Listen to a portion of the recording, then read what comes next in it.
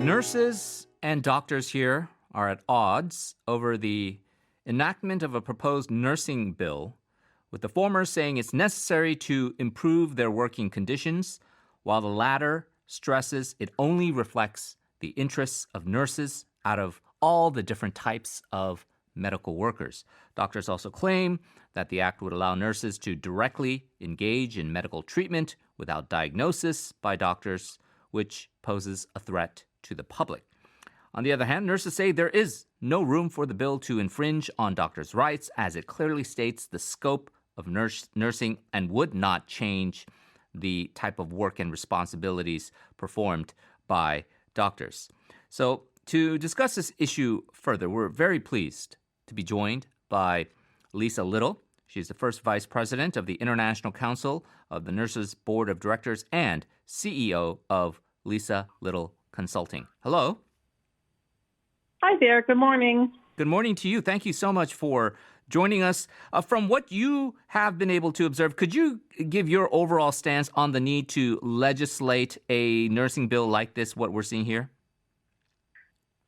Yes, ICN, the International Council of Nurses, strongly supports the need for a legal framework that underpins nurses and nursing practice. It's imperative for the protection of the public and to strengthen health systems. These laws and regulations define, who can be a nurse, who can call themselves a nurse, what is the scope of their practice, what are the educational standards that are required to become a nurse, and other elements. We think about this in terms of you wouldn't want just anyone flying a plane. There are educational standards and clear definitions of who can be a pilot, right? And standards regarding their safe working conditions.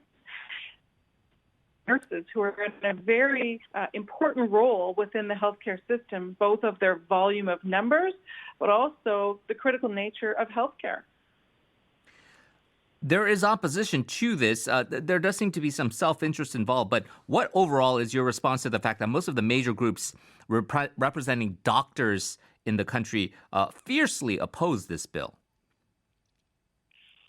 Well, I can't speak for the physicians, of course, but again, globally, this law would enhance nurse role clarity. It would give definition to, again, who they're working with, knowing exactly what they're educated and trained to do, what they're allowed in law to do in terms of their practice. I would think that any healthcare professional would welcome this law. And again, it's about protecting the public and public safety, and it would improve patient safety. And I would think that most healthcare providers would want to support such this. Health teams deliver care, and you want to know who you're working with and know clearly what they're allowed and not allowed to do, and have confidence in that. And this law would allow that. The claim from that side is that nurses account for the largest number of healthcare workers, and they're doing this out of their own personal self-interest.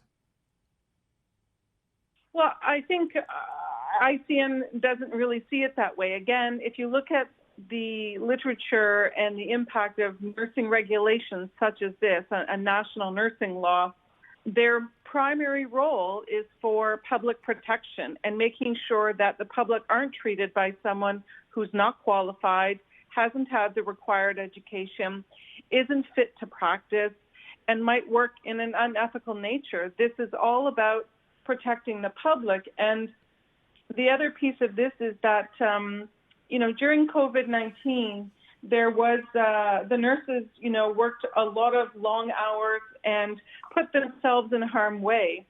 And they were recognized by, patients, their families, the public. But many of them did not have proper protection. Many of them, were infected in some countries and died. And, regulations and standards around safe working conditions and for protection for them may be seen as self-serving, but in fact it's not, because if you don't have the nurses there who are healthy and safe to deliver care, you don't actually have any health care. So we don't see it as a self-interest in that way. And there is another argument that they're making, and it does feel a little bit like gatekeeping, but what they're saying is that if this bill passes, nurses would be able to treat patients, kind of subvert the authority of doctors, maybe go through and treat patients without a diagnosis by doctors. What do you say about that? Well, as you said as well, this is a nursing law. It is not about physicians. It doesn't undermine the role of the physician. It doesn't provide for the nurse to impinge on the scope of practice or what a physician can do. It still defines the scope of nursing care according to the physician's guidance or prescription. It doesn't infringe on the physician's responsibilities. And again, I think it just provides role clarity that allows the physicians and nurses to work more collaboratively together, which is really important to ensure and promote patient safety and strengthen their health systems. Now, aside from the physician argument of how this might affect them or what they feel about the situation of nurses gaining more benefits, there's this argument about, well, if you look at a hospital or a clinic, there are physician assistants, there are techs, there are radiologists, there's a host of different other members of the staff that are involved, but this only addresses the rights of nurses and it doesn't improve working conditions for the other members of a hospital. What do you make of this claim? Well, the nurses are the largest healthcare provider in the system, and so they've been in existence for a long time. And I think the time has come for them to be rightly acknowledged and defined clearly in legislation. And I would think that if the provisions that may be there to protect nurses and their well-being and set safe working conditions would only benefit everyone in the system in terms of that. So I don't think that, this is about registered nurses. This is not about all the other professions, right, per se, from defining their standards or who can call themselves a nurse. This is just, as well, these national laws are in existence in most countries around the world. Southeast Asia is one of the lowest regions in a WHO report on the State of the World's Nursing report that talks about regulatory mechanism, regulatory standards for nursing. In fact, by going forward with this, Korea would be catching up to the rest of the world, in fact. Right. And as you have eloquently laid out here, it's being echoed by the CEO of your organization of ICN, Howard Cannon, essentially saying that a nursing bill does set a model example for a global nursing strategy. You made a very pertinent point about Korea. This is not something radical or something out of the norm as far as global standards go with this passage of the nursing bill. Could you elaborate more on that the idea that Korea would have to actually be catching up to the rest of what are the general standards in place that we see as the normal way of making sure nurses are in a productive and healthy working environment? Well, exactly as I've said, those nursing acts, national nursing acts, and regulations that go with them define a number of things around education standards, approval of schools of nursing, what a nurse is allowed or not allowed to do, their fitness to practice, etc. These are in existence in most countries. And the recent WHO report on the global strategic directions for nursing and midwifery have 4 policy priorities. And 2 of them specifically speak to this act in nursing, and they are education and ensuring nurses are supported, protected, and motivated and equipped to optimally contribute in health systems. This act would set an example, as you mentioned, of global leadership by South Korea and by the government in the areas of education and service delivering by making sure that nurses have the necessary skills and education to deal with the complex health environment that we see today.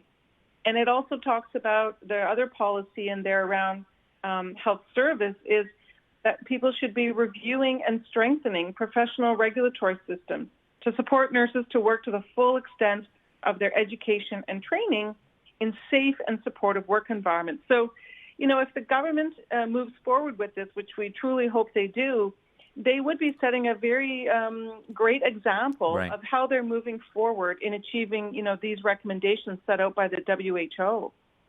Could you give us some examples, just for the benefit of our listeners here in Korea, of which countries do a good job? Is it a country like the United States? Are there Scandinavian countries where there are good nursing laws in place that do protect the rights of working nursing professionals?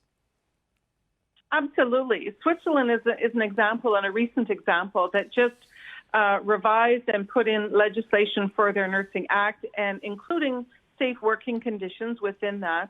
And that was very much supported by the public in public opinion polls that push for this law to be enacted and revised within their country. So, as I say, there are numerous countries all over the world, whether you look at Norway or you look at even in Africa. A lot of developing countries have their own nursing acts. But, I think Switzerland is the most recent one, if you wish to look there. As I said, most of the world have these. Southeast Asia is probably one of the lowest ranking in terms of regulatory systems and legislation for their nurses. Right. Whether it's Southeast Asia or Korea here in Northeast Asia, certainly Yes. a lot of work to be done, and we will keep our eyes on this pending bill. Lisa Little, we will have to leave it there, but thank you so much for joining us and lending us your expertise. And hopefully, if similar issues arise, we can speak with you again. Absolutely. Thank you very much for the opportunity. That was Lisa Little, first Vice President of the International Council of Nurses Board of Directors, as well as the CEO of Lisa Little Coaching. Well, that is going to do it for our program. We are at the end of the week, so that means this morning we'll be back on Monday at 7 a.m. for another edition of the show. So until then, we do hope you enjoy your weekend and obviously enjoy the rest of your day. This has been Henry Shin. Goodbye.